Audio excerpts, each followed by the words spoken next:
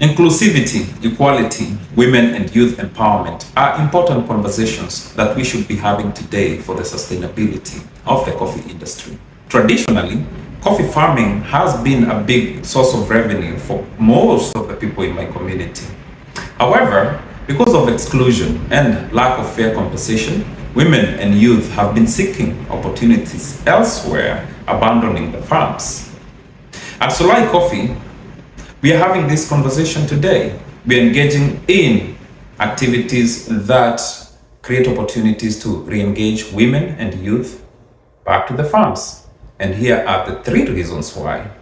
Firstly, did you know that the average age of a Kenyan coffee farmer is 60 years old?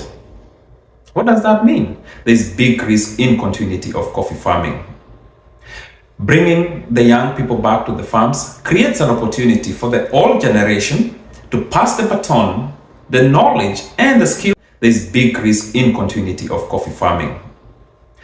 Bringing the young people back to the farms creates an opportunity for the old generation to pass the baton, the knowledge and the skill sets required to cultivate coffee. And secondly, younger minds bring fresh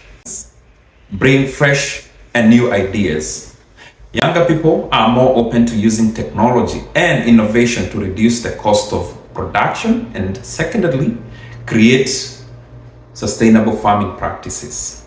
Inclusivity fosters equality and at the same time creates women empowerment from a social and economic perspective.